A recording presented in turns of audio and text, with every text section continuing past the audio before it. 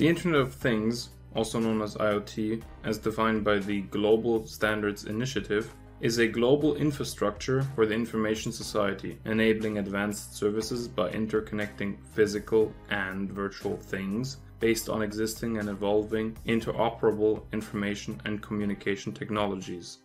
But what are these things that are part of the Internet of Things?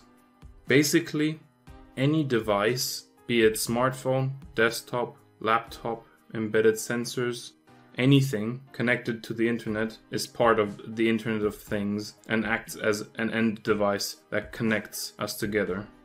Where most people have been confronted with Internet of Things in their own homes is most likely their Google Nest speakers, Amazon Alexa, or even Apple HomePod.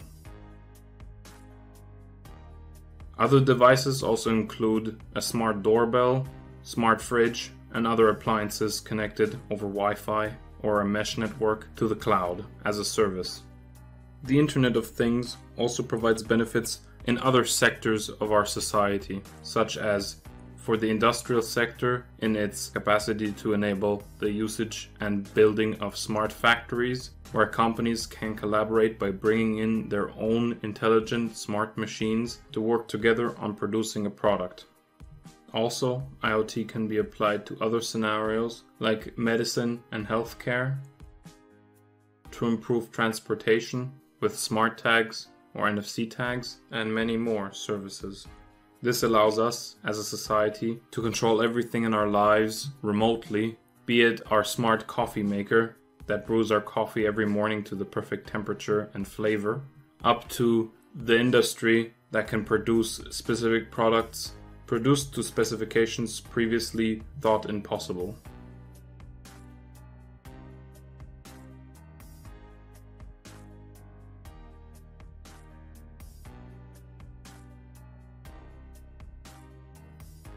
To understand IoT, one has to look at its structure. End devices talk to gateways. These gateways then communicate their data collected from these end devices to the cloud.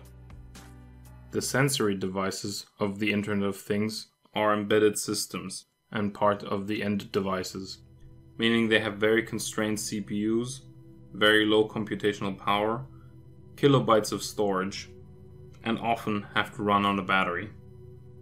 This battery then has to last up to a decade. One would think that these ended devices are merely microcontrollers, but this is a false assumption. For more complex scenarios, an operating system might be used to deal with the complexity of the problem. This operating system has to run on a constrained environment and as such is very cut down in its functionality. Such operating systems are Windows 10 IoT, real-time Linux variants, Riot, TinyOS, and many more. To communicate with the gateways, the end devices use different communication techniques. Either they are wired to the gateway directly, or they use radio frequencies to talk to the gateway. Examples for such radio frequency technologies are short range, like Bluetooth or Bluetooth Low Energy, NFC or RFID, or Wi-Fi. Medium range communication is based on modems using 4G, better known as LTE, or 5G, which is currently being deployed. Lastly, we have long-range communication, like LPWAN, which offers low bandwidth and low power consumption, or VSAT, which runs over satellites with narrowband and broadband. The end devices themselves offer two different types of interaction. On one hand, the device can gather data through its various sensors, like temperature sensors, humidity sensors, proximity sensors, sound sensors, magnetic sensors, motion sensors, and many more. And on the other hand, they can interact with their environment using servos and motors to move objects or control door locks, to controlling mechanisms, and relays and PWM, which interact with any device or anything that can be controlled by a switch. This allows for endless possibilities. These end devices then talk to a gateway. The gateway itself offers various functions such as inter-gateway communications, diagnostic and repair, and monitoring IoT devices, and of course alerting the system if IoT devices should malfunction. They also have an overview of what end devices they collect data from, and can switch the end devices that they want to collect data from and which they connect to. The gateway itself then talks to the cloud and sends the data that it collected from the end devices to the cloud. This protocol of communication is the middleware, the interface between the end devices and the internet. Different protocols are used, such as a publish subscription model, which allows for end devices to publish data to a certain topic and for certain services to subscribe to that and collect the data published to this topic. This is a broker-based protocol. Then there are more direct protocols, also known as brokerless, such as an adaptation of HTTP, also known as CoAP, DDS, and XMPP. Lastly, we also have a mesh protocol, such as Zigbee. On the internet side of things, we have various options, such as a cloud infrastructure, utilizing Microsoft Azure or Amazon Web Services, with IoT-specific versions to each of them, bare metal servers, and edge-to-edge servers. The edge-to-edge servers would run very close to the network edge, close to the gateways to provide low latency communication and computation near the end devices themselves. All these three different infrastructures have the same goals. We want to monitor the gateways and the end devices for their data. So for the end devices it would be their sensory data, and for the gateways it would be the gateway health, the amount of end devices they service, and other things. Then we apply machine learning onto that information that we monitored. This is because the amount of devices in the network is so large that one has to look for certain structures and patterns in that data to effectively compute results. Then we come to the logic of what should actually happen with the data that we collected, a certain rule set of what happens with that data, and then in the end we send that computation through the internet to the gateways to the appropriate end devices, which then execute whatever they were told to do. Let's have a look at an example. The mall parking lot that we talked about in the introduction would work as follows. The end devices themselves collect the data of if a car is on top of it or not. So is a car present? They send this data, the state, to the gateway. The gateway monitors all of the end devices in the mall parking lot and sends that to the cloud. The cloud itself then applies some machine learning, where is which parking spot on which floor, how many cars are on which space, computes the result of a free parking spot, and then sends that data, for example, to a different end device, in this case someone's smartphone app, which then in turn shows the person where to park, saving everyone time and money by reducing the amount of time spent wastefully driving through the parking lot trying to find a parking spot.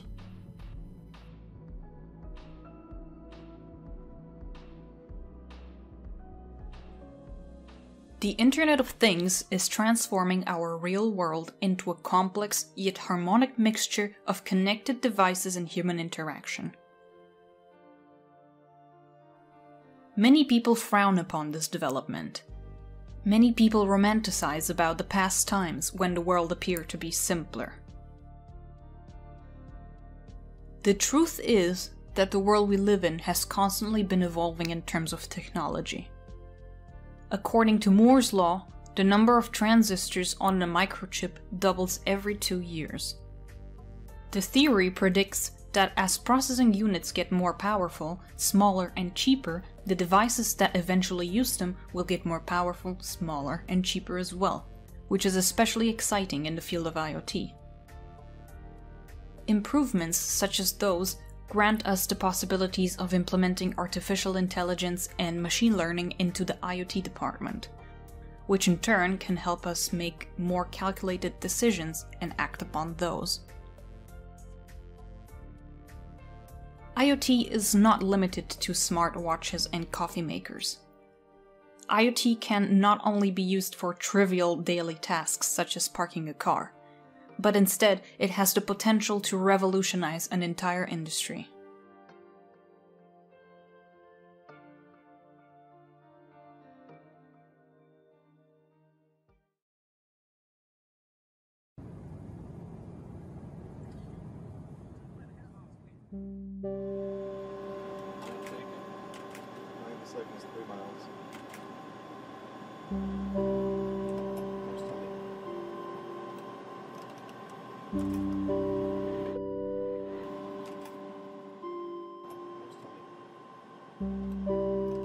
IoT has made its arrival in the aviation industry as well.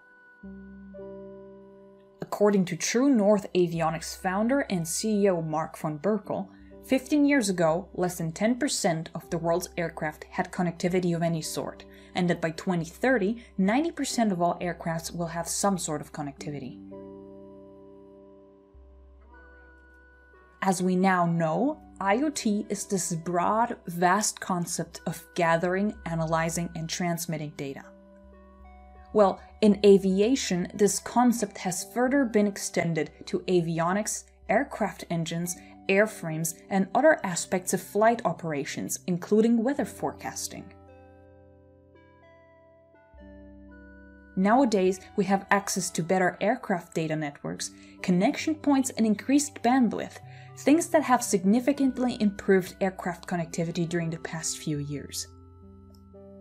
In the context of aviation, we often rely on global high-speed satellite-based networks, such as Inmarsat's GX Aviation, which is making bandwidth, data storage, and processing more accessible to the aviation industry. GX Aviation is powered by Global Express, the world's first global Ka-band high-speed broadband service. One should not get intimidated by the terminology here. A Ka-band is nothing more but a frequency range and is used mostly in satellite communications. In range of frequencies in which the Ka-band operates are those between 26.5 GHz and 40 GHz. GX Aviation was created with aviation in mind. It starts by offering its users a global coverage and proceeds in adding targeted capacity as requirements demand. As of right now, 3 advanced GX satellites provide the base layer of coverage, and there is a 4th satellite that is already in orbit offering additional coverage where needed. Each satellite covers the Earth with high-throughput spot beams that ensure seamless, uninterrupted service. It is a proven solution that is already put in practice by many flight companies across the world. Not only are flight companies such as Lufthansa, Norwegian, Austrian Airlines, Eurowings, and many other international names winning over customers with their best in-class experience with amazing onboard Wi-Fi, but such frequency ranges can prove to be extremely useful in the IoT department as well. Passengers' experience can further be improved. For example, sensors used for climate control can strategically be placed around the cabin to help better distribute the temperature. Or they can in fact also help improve the safety of all passengers. Sensors can be used to measure certain variables. Those sensors can communicate with one another and/or with a central system, and above all, with ground controls. All of those values can be analyzed. Patterns can be observed, making it easier to find relations and anomalies. This way, they can easily improve the efficiency and safety of the aircraft by allowing them to have a constant overview over all important data in real time, and help with preventive interventions, ensuring that the aircraft can be maintained just in time for it to get best added value for both the airline and the customers. IoT can also help with fuel optimization. Fuel is by far the largest cost for most airlines, making up approximately 25% of their entire revenue. With the help of IoT sensors, we can determine fuel availability in the aircraft in real time. Then, with machine learning, we can recommend how much an aircraft should refuel and where from. Jet fuel prices in Europe alone can vary up to 17% at different airports on a given day. So even a 1% benefit in fueling optimization can result in millions of euro in the long run.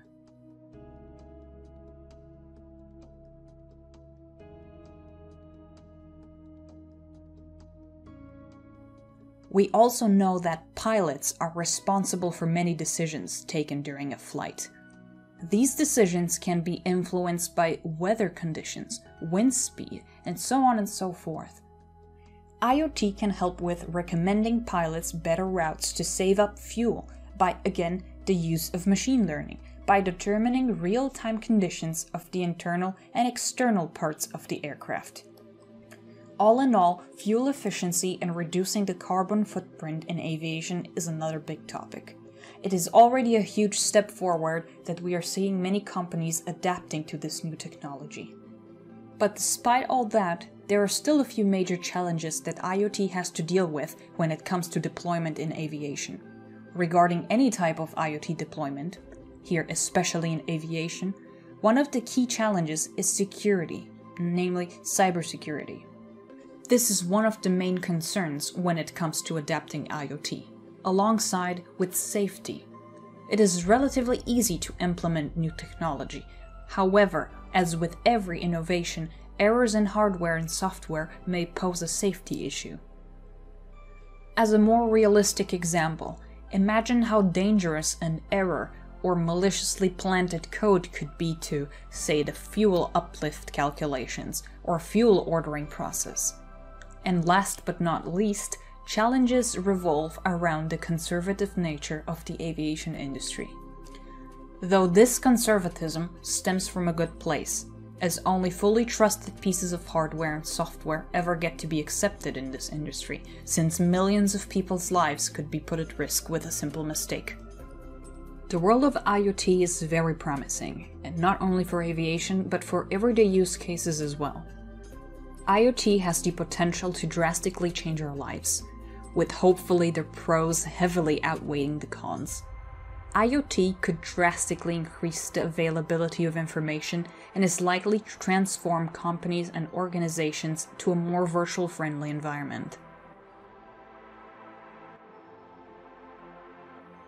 There are known and unknown hoops that this technology will or may have to overcome in order to be deployed in multiple industry branches. Consumer health, transportation, medicine and research, smart supply chains, smart buildings and smart homes, fire detection mechanisms, as well as integration within smart cities, just to name a few. IoT has the potential to help us live a more sustainable life and help with a variety of today's challenges. And rapid changes within the IoT technology makes it difficult to anticipate the future of standardization in this field. What is certain, however, is that the possibilities can be limitless.